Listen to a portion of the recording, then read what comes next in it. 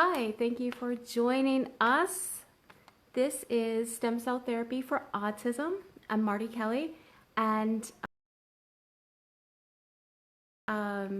tonight we're going to be telling a few stories to hopefully inspire you and give you courage in the autism world. Um, so, I'll give you a little bit of background on myself.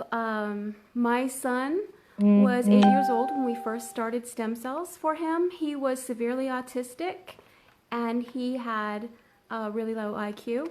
We had done many biomedical interventions in the past. We started with hyperbaric oxygen therapy and a diet called the specific carbohydrate diet, which is SCD diet.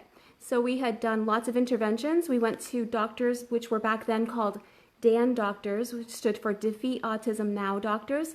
So we started doing that in 2006 when he was 6 years old. And we went to Thoughtful House, which was a special gastrointestinal specialist.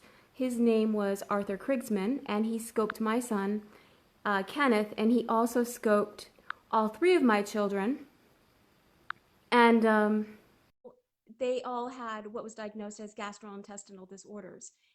My son Ken, when we decided to do stem cells, was 35 pounds and he was 8 years old. So he was really small. He couldn't talk to us and have conversations. He was, still in a diaper. And within a few weeks after his first stem cell, he started talking about the past for the first time. He was able to communicate with us a little better. And he also, 9 months after the first treatment, he completely potty trained and started reading. So that was a miracle for us. To see our son start to read was really a miracle. So every week we're going to be sharing stem cell stories with you and give you some courage. We as parents have been there and done stem cells for our children. We know how it feels to be alone out there and not really know what to do with autism. Trying to add my friend Sarah. She co-hosts this with me, and she's part of my Stem Cell Therapy for Autism is a group that Sarah and I started to help other parents. So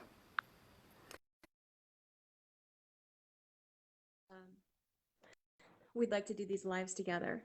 She's going to share a little bit about her son, Ethan. So we know how you guys feel, and we just want to offer you a little bit of inspiration and courage. At first, it can be a little bit overwhelming and scary, but you can combat that.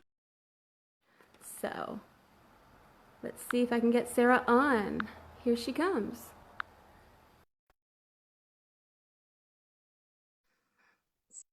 So yes, if you have any questions, you can type in. We'll get to them. We're kind of new at this. So there's Sarah Collins. And Sarah Collins, Hi. her son is Ethan, hey, and Mason. Ethan and Mason. So Sarah's been at this a long time, just like I have. And we try to help other parents all over the world. So why don't you Yep. tell us a little bit about Ethan? Sure. Ethan was diagnosed with PDD NOS, which is on the autism spectrum, when he was about 4, officially diagnosed. Before that, it was severe communication delay, and he started out in special needs preschool. And then as he got older, I was teaching special education at the time. And so we went the traditional route. We did the medications, we went to psychiatrists, and those were not going well. And he was getting his PT, his OT, his speech at school. And for Ethan, as he got older, things were getting worse. So he was, I would say, moderate with severe behavior issues. He was moderate in the fact that he could talk. He could express his needs and wants, although his language did come later, um, closer to when he was about 5. And so he did have language, and he could tell you what he didn't like and what he liked. He had lots of meltdowns, and with his speech, he had some stuttering issues where he would repeat sentences and phrases. But Ethan had a lot of classic signs of autism as far as he loved to spin things, he loved ceiling fans, he loved the cars and the wheels. trained When did you like first that. find stem cells? How old was he when you first Uh, did that? he was 9 years old when we first started doing stem cells, and I had gotten an article about stem cells and researched and decided it was something we wanted to try to do, because mainstream medicine was just not working. And at that time, he was on 5 different medications, um, and so we really thought, we felt that stem cells might be something that would work for him. So we started, my husband and I started researching stem cells, and we took him in 2009. Some of the first gains we noticed right away were, better eating. He wasn't as picky, and more present, and able to put sentences together and recall information. Um, so Ethan, we ended up taking him back. We took him 4 times over 2 years, so just about every 6 months apart we went, and he just showed incredible gains each and every time that we went. And then we started to work on our youngest child, Mason, and we took him a few times, and his last round was just in October, and he's doing really, really fantastic.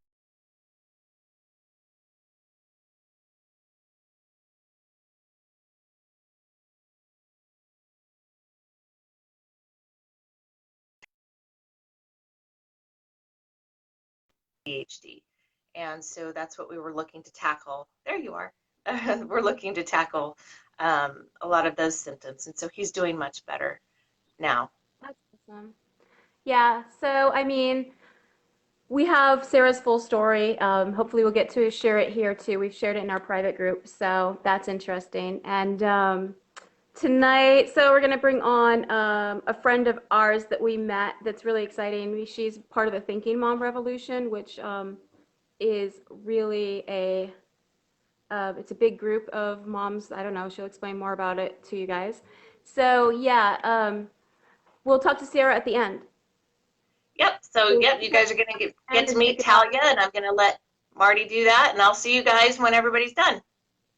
Okay, so we'll talk to you guys at the end, and thank you, Sarah. Thanks, Marty. So, okay, so yes, Talia is part of the Thinking Mom Revolution, and she just went to Panama with her son, and she's a mom of twins.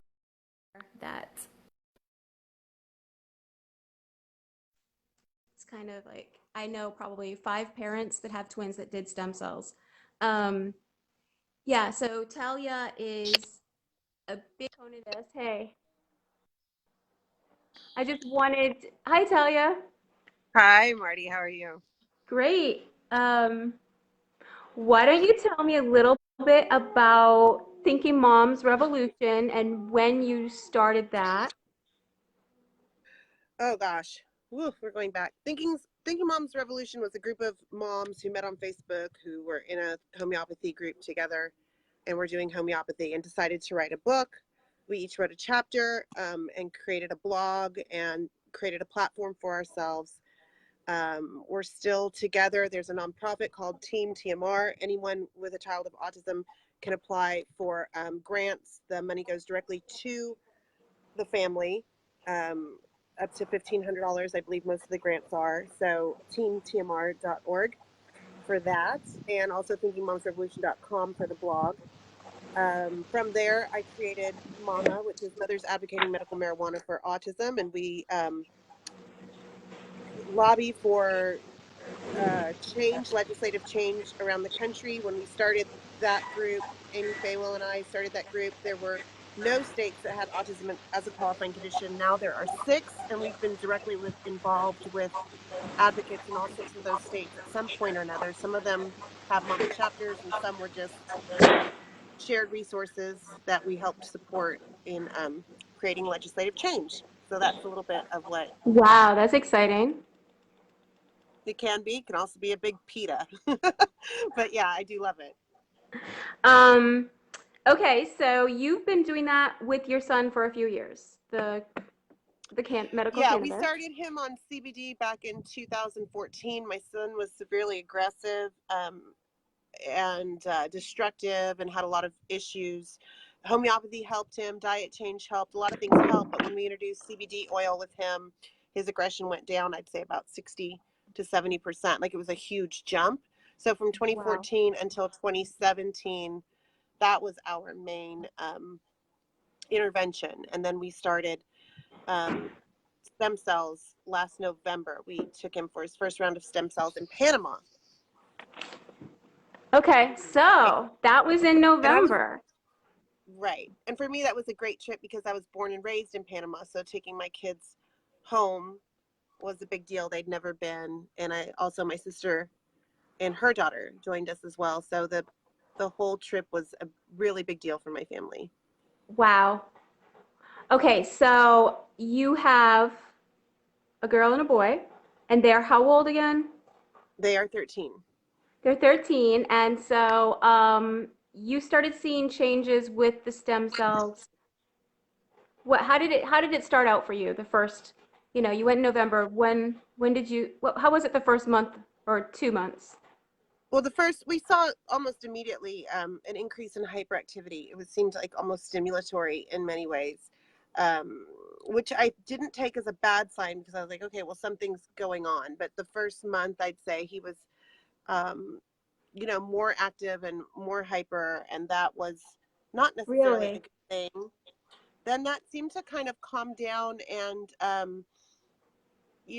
I personally had just chosen to let go and let God and not look for stuff. Like, I was just like, I'm not even going to worry about it. And it wasn't until probably April that we started really going, okay, something's really, really different here. We're really picking up on this isn't just coincidence anymore.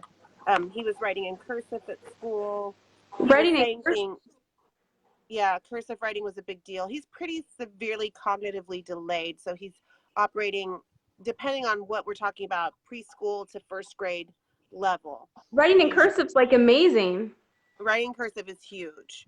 So for him to start that was a big deal. And then there were little things like he started like answering back, like I'd scold him or say, Lance, come here and finish your dinner. And he would say, Mommy, calm down, Mommy. And I was, like, whoa, and he started calling me by my first name. He started calling me Talia, which was another, just little stuff. It was little stuff, but it was like lights turning on for us. Started I mean, it's teasing. huge when you don't have that, and then all of a sudden these things start happening. Right. And up to that point, I mean, we'd been on, cannabis therapeutic oils for, the better part of 3 years. So we knew how that affected him. But when the aggression was like, one day I woke up and I was like, it's been months since we've seen any outburst of aggression from Lance at all. And I can honestly say it's at a zero. I mean, like, he was upset the other day and he went to hit me, but he was like stopping himself and kind of, doing that a little bit, but it's just not the same thing. Um, So it there's just all feels very more self different. control. Yeah, self-regulation for sure. Bedwetting is all but gone. Yeah, it's gone. I can't remember last time he wet his bed. His sleeping is better for sure. It's just been, and there's just things I can't even put my finger on, things that can't be measured in the ATEC. So in terms of the ATEC, we're down a good 7 to 10 points depending on how I answer the question. But on top of that, there's things that I would say, I might answer an ATEC question like, well, he's somewhat, social or whatever. And I'm still saying somewhat, but it's more than it was last year. You know what I mean? So you can't really measure it. So I think the ATEC is a poor, it doesn't measure. Like, we're so much farther along than 10 points. It's bigger. It's much bigger. There's This is a lots big of deal. sub areas that the ATEC doesn't hit. The Right. ATEC hits more direct. So, I mean, like my son's ATEC now is probably 3 or 4, but he still has things that they're not. Yeah. Yeah. So Yeah. We went from 42 to about 30 something, depending on how I answer the questions. We're in the low 30s, 30 on some of, right around there. So it's kind of a okay, big deal for us. he's 13 right now. Hmm. And when's his birthday? April 20th. So he Okay, so just turned 13. he had cells at 12. Okay. So, how do you feel like when you see these things and people say to me, well, kids grow out of autism, that was going to happen. Yeah, no, not this big a jump. I mean, if I think, oh, they're going to grow out. It was the opposite. We've been hearing his whole life how, oh, you got to treat it early intervention now, because by the time they're teenagers, by the time they hit puberty, oh my gosh, the aggression goes up and this goes up and that goes up. But and I think that would have been our path, but it hasn't been. And I think stem cells had a lot to do with that. In that it's been too big of a jump from November to now. Here it is, beginning of August, so 8 to 9 months. It's just been too big of a jump. It's not just maturation, and certainly you would expect things like aggression to be escalating, right, with the testosterone levels and all the rest of it, and Yeah. Has he puberty and hit puberty frustrations. or I mean, obviously He's he's definitely hitting it. right. Well, he's on the verge. We're just getting a little peach fuzz here. But he's right there in that age range where everybody says, oh, everything gets so much worse. And in fact, everything has gotten so much better since November, since last year. And I expect that it'll continue to get better.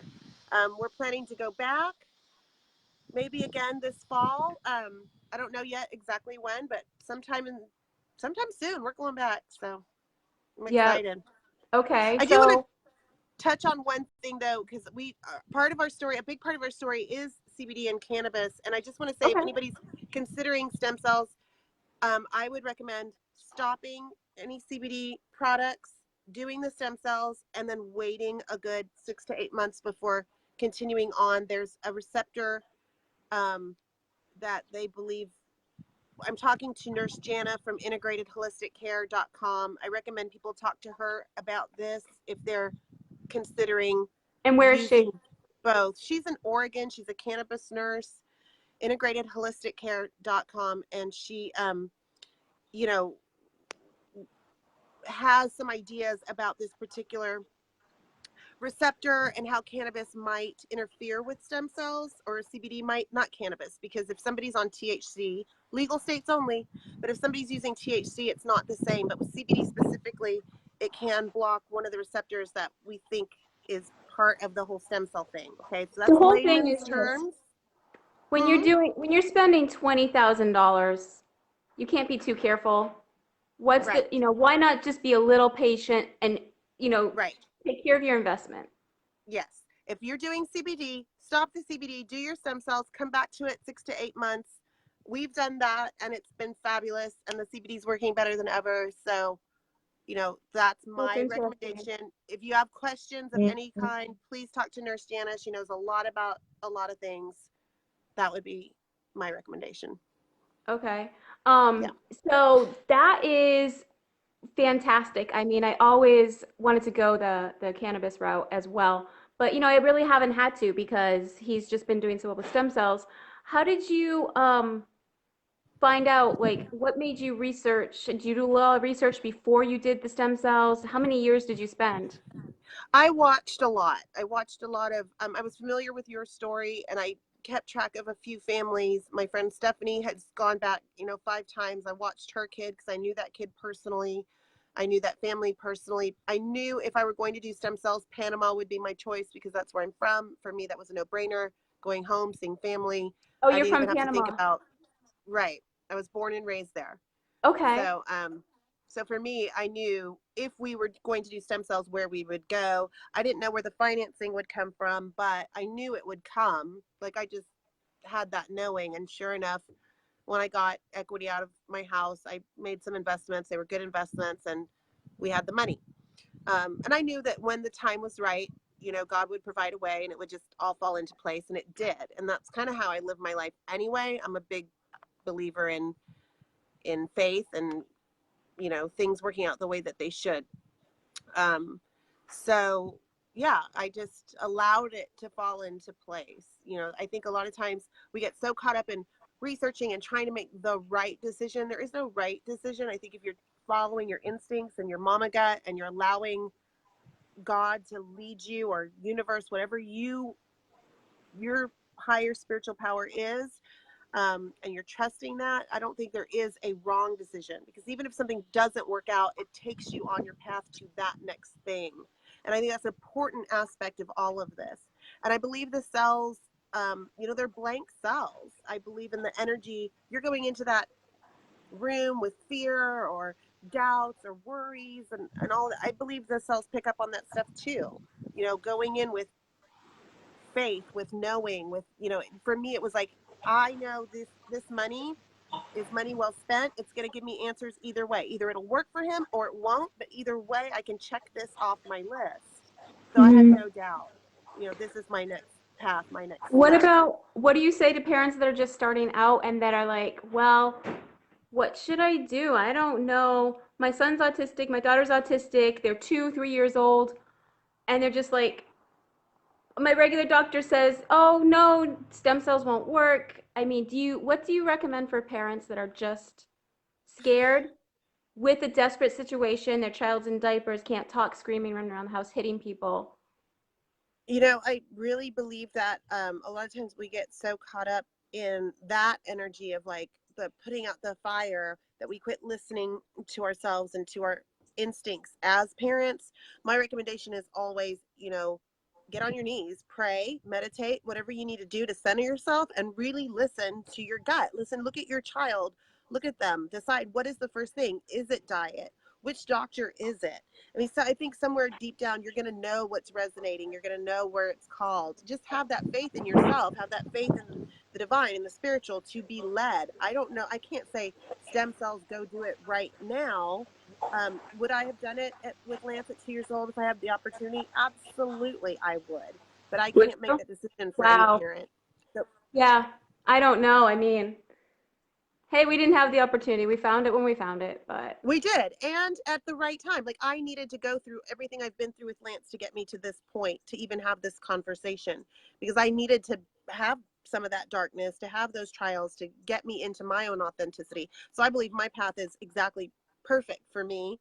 And I think other people's paths, if you do have faith, it'll lead you. And the stem cells, if it's something you're wanting to do and the finances aren't there, but you have that knowing that that's the right thing for your kid, put it out there to the universe, put it out there to God and say, okay, show me how this is going to happen. I give it to you, let it be, and I believe it'll, be the way it's supposed to be. That's how I live my life. So was it worth the money for you? Absolutely. And I'm going again. I'll go again. No You question. go again. Will you go again after? Yeah, I think so. Yeah. I do. And, I always said from the beginning, even if I don't see anything the first round, I'm going to do 2 rounds. Well, we did see something the first round. So, of course, I'm going back, and I'll probably go back again. What if you went and he was a non-responder? I had said 2 rounds. That 2 was rounds. my feeling and my gut of what my son, and I had the money and I had it set aside. It's money I was willing to invest in this, and I just knew for me what my path was. That's awesome. There's so much more to your story, I know, and parents are welcome to contact you on Facebook and say hello, right? Absolutely. Anytime. Come find me. Oh, I'm here. I've been here. I mean, it's so exciting to talk to a mom of someone that has an older child. I consider 12, 13 fairly older. What do you think about, say, 13, 14? I think it's never too late. We have adults doing stem cells. I mean, You got to give it a shot, right? groundbreaking. Yep, it's groundbreaking technology. If you have any doubt in your mind, any question at all, and you think maybe this could work for your kid, if it's resonating for you and you really feel like that's your next thing, then know that you know that you know, and allow it to unfold. Awesome. Thank you. Thank you, And Marty. I'll see you in the group. Thank you Yes, for ma'am. being a good contributor and sharing your story with us. Anytime. Mwah. Okay. So that's Talia. Um, we have a stem cell therapy for autism group to help parents, and just that's something that felt needed to be out there, because when we were looking for stem cells, it wasn't available for us. So it was good to have that. If you're watching, comment if you're watching the replay or live. That will help us with whether we should continue these lives. I'd like to talk to other stem cell patients, patients with MS, patients that have been paralyzed, and see what kind of results that they've been having. So if you want to come on and share your story with me and Sarah, then drop us a Facebook message. And yeah, so hang on while I get Sarah approved. And anyways, as you're watching this, you're free to add me as a friend or Sarah Collins as a friend to learn more information on our stories. And you can watch my film. I made a film about my son, Kenneth, and his results with stem cells. So, yes, that's it.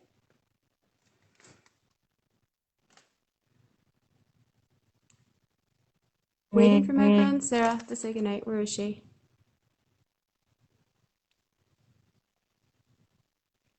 Okay, well, I guess it might not be working. Maybe I need to connect to the internet first. I'll know that next time. So, next week, 9 o'clock, we'll have a new person on here. Whoever messages me, I got one. You heard that, Holly. I see you're watching. So, have a good night. And thank you for watching and being an active part of our stem cell group. We appreciate you and everything that you do, and keeping our group active and helping other parents. Good night.